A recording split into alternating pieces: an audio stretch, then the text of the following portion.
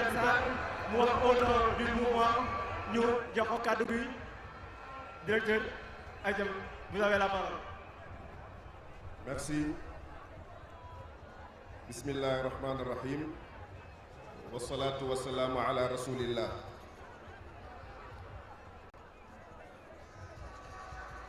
ñi ngi nuyu suñu kilifa Cheikh Seydi Mouhamadul Moustapha Sy, responsable moral Daïratul Moustarchidine wal Moustarchidat, di suñu président parti, di jël nuyoo bi di ko teg ci loxo suñu capitaine Mame Cheikh Ahmed Tidiane Sy, di ko ziyaara, di nuyu les leaders de la coalition Yewwi Askan Wi, di nuyu tous les responsables du parti de l'unité et du rassemblement. dañ ñoo jox kàddu gi pour ñu wax Serigne Moustapha en tant que responsable moral du Daïratul Moustarchidine wal Moustarchidat, mais en même temps président du parti de l'unité et du rassemblement. Au passage, ñuy nuyu tous les responsables du mouvement, ñoom Imam Samba ak responsable commission yi, ñoom ñëpp ñu ngi ci jataay bi pour wéttali les militants du PUR. Célébrer les 25 ans du PUR, waaye dañ koy célébrer sans euphorie, parce que l'heure n'est pas à la fête, l'heure est au combat. Combat contre l'injustice, combat contre la restriction des libertés, combat contre l'arbitraire, combat contre le troisième mandat, combat contre toute tentative de réduire l'opposition à sa plus simple expression, combat contre la détention arbitraire de Massata Samb et de Mamadou Niang. L'heure n'est pas à l'euphorie, car l'heure est grave, mais la gravité de l'heure ne saurait empêcher la détermination des militants convaincus à la cause du PUR. Célébrer les 25 ans du PUR, c'est célébrer la vision, la clairvoyance d'un homme d'une classe exceptionnelle. Sa naissance, sa prestance et son éloquence aidant, cet homme a laissé, de par son discours et son parcours, des empreintes indélébiles dans la trajectoire de notre nation. Pourrait-il en être autrement pour un homme qui incarne trois légitimités? Légitimité historique, légitimité intellectuelle, légitimité spirituelle. C'est la somme de ces trois légitimités qui fonde la légitimité politique de Cheikh Seydi Mouhamadul Moustapha Sy. Qui, plus que cet homme, est habilité à parler de politique? Il a fondé son projet de société sur l'humain, car il a très tôt compris qu'à la base de toute transformation sociale, il y a l'homme qu'on ne change pas à coups de décrets, d'arrêtés et d'articles. Il faisait sien le rêve de Martin Luther King qui disait I have a dream that one day this nation will rise up and live on the true meaning of its creed. Je rêve qu'un jour cette nation se lèvera et vivra le vrai sens de son credo. Ce rêve a hanté Serigne Moustapha à son jeune âge. Et quand on a rêvé trop jeune, il se pourrait être qu'on soit le vecteur d'un grand destin. Il a été le vecteur d'un grand destin, un destin qu'il a assumé avec brio et responsabilité. Depuis 1978, de 1978 à nos jours, Avec l'avènement du Daïratul Moustarchidine wal Moustarchidat, il n'a jamais baissé la garde. Que de privations, de vicissitudes et de sacrifices consentis pour réorienter une jeunesse égarée et désœuvrée et récupérer des marginaux confinés à la lisière de la société. Que d'agresseurs reconvertis, que d'enfants abandonnés récupérés, que de femmes égarées reprises et réinsérées dans la société à travers le Daïratul Moustarchidine wal Moustarchidat. En un mot, le responsable moral a réussi à mouler et à pétrir des âmes honnêtes que rien ne saurait ébranler. Et de son école sont sortis des hommes et des femmes spirituellement denses, intellectuellement bien formés, moralement valables et socialement utiles. Sa vision politique n'est donc que le prolongement de sa philosophie hautement humaniste. En jetant le pur sur les fonds baptismaux, le 3 février 1998, Serigne Moustapha voulait simplement que les valeurs qu'il a professées au fil des temps impactent profondément et positivement l'arène politique sénégalaise.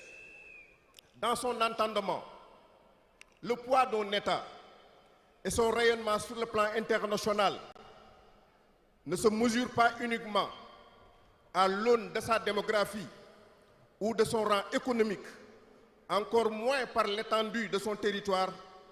Pour lui, il y a un élément déterminant, c'est la faïda, c'est-à-dire la capacité de l'État à faire prévaloir sa dignité face aux autres. Une manière de dire que les États, à l'instar des individus, sont dotés de personnalité. Et l'État, en dernière analyse, n'est que le reflet des personnes qui l'incarnent. C'est dire que la politique est très sérieuse pour être laissée aux simples politiciens. Le nom du Parti de l'Unité et du Rassemblement en dit long sur la vision holistique et le rôle unificateur et fédérateur du président Cheikh Seydi Mouhamed El Moustapha Sy. Parti de l'unité et du rassemblement. Unité autour de l'essentiel. Rassemblement pour une synergie des cœurs, des esprits et des énergies.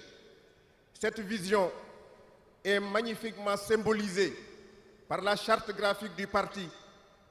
2 blanches colombes, symbole de paix et de pureté, partageant ce fameux rameau, signe de résurrection politique, porteuse d'espoir pour toute une nation. Au vu de tout cela, quoi de plus normal que les milliers de disciples du chef et membres du Daïratul Moustarchidine wal Moustarchidat se mobilisent pour porter son projet politique. C'est là tout le sens de notre engagement en tant que Moustarchidine convaincu, mais en tant que militant engagé du Parti de l'Unité et du Rassemblement. C'est aussi la signification de notre présence massive à ce rendez-vous historique. Vive Cheikh Seydi Mouhamed El Moustapha Sy. Vive le pur. Free Massata. Free Mamadou Niang. Vive le Sénégal. Uni, heureux et prospère. benn kàddu laa ciy teg ci wolof. 25 ans pur la ñuy célébrer. muy un quart de siècle. ñuy profiter di nuyu suñu kilifa Cheikh Seydi Mouhamed El Moustapha di jël nuyoo bi di ko teg ci loxo capitaine. waaye Serigne Moustapha 25 ans lañ tudd ci pur. waaye da ngay tudd 50 ans yu mu passé ci defar nit, ci defar société, ci jàngale, ci tëgg jikko ba tey jii mu am ay nit ay jigéen ak i góor yoo xam ne foo leen yóbbu valeur yi ñu incarné mën nañ cee soppi réew.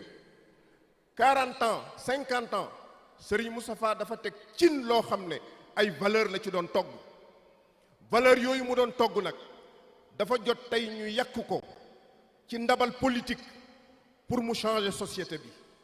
ñu xam ne Sénégal fii mu nekk dafi war a jóge dem feneen te ñu ko fa war a jële fii yóbbu ko feneen mooy ñi nàmp ci ween wu sell woowu wa nga xam ne valeur la leen jàngal dignité la leen jàngal ngor la leen jàngal dëggu la leen jàngal bëgg sa réew la leen jàngal boo xoolee trajectoire u daayiratul Moustarchidine wal Moustarchidaat c'est un projet de société mûrement réfléchi femmes yi wax nañ ko léegi en 87 mu ne jigéen ñi dama leen di former jox leen la personnalité danaa jëmbat ci ñoom fayda ba nga xam ne ku leen xool xam ne ay jigéen yu digne lañu mu jël jeunes yi ne leen danaa leen jox responsabilité pour ngeen xam ne penc mi lu fi war a jag yéen a war a taxaw pour mu jag mu jël xale yi ne leen danaa leen jox éducation mooy danaa leen yar parce que xale boo ko yarul yàq nga avenir am mu jël 3e âge ne danaa leen jox enracinement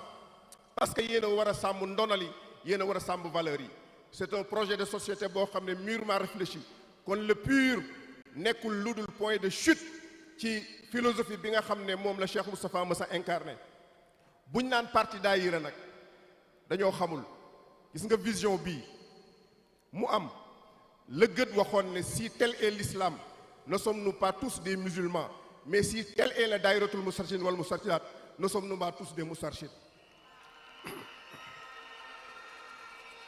maam Cheikh capitaine waxoon na ko duma ci dellusi kon ñi ngi sant ñëpp di gërëm ñëpp di yemale foofu kàddu yi ndax guddi na wasalaamaaleykum wa rahmatullahi taala wa barakatuh seek d'existence tey jom lay def pour muy leer kenn jënd ñu daal dëggu suñ jëf réew mi di soxte de suñ ginnaaw l'existence est pure le pur dans son intégrité victoire. Merci Oustaz Cheikh donc di terminer rek di fàttali ni délégation bu maire de Dakar mu ngi fi son directeur de cabinet Thierno Ndiaye ak chef de cabinet Mami Nabe ñu ngi fi ak seen délégation bu mairie bu Yoff aussi mu ngi fi Seydina Issa Laye Samb mënul ñëw parce que dafa nekk ci préparatif appel bi donc di ñaanal yàlla seen appel bi mu jàll ci jàmm dañuy continuer ci discours yi woo ki nga xam ne moom moo nekk également ci directoire bi di coordonner liggéey bi nga xam ne moom la directoire bi di def waaye teewal suñu kilifa ci conférence des leaders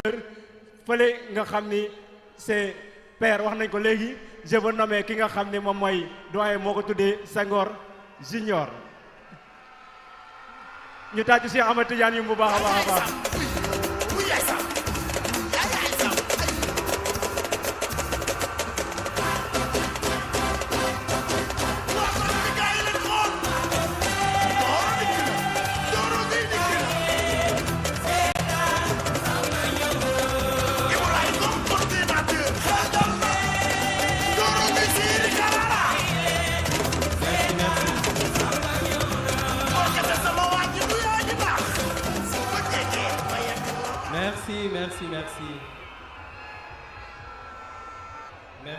merci beaucoup ñu ngi leen di nuyu yéen ñëpp di jiital ci nuyu bi suñu wasila bi nga xam ne ni amuñu kenn ku dul moom mi nga xam ni moo def ci ñun niite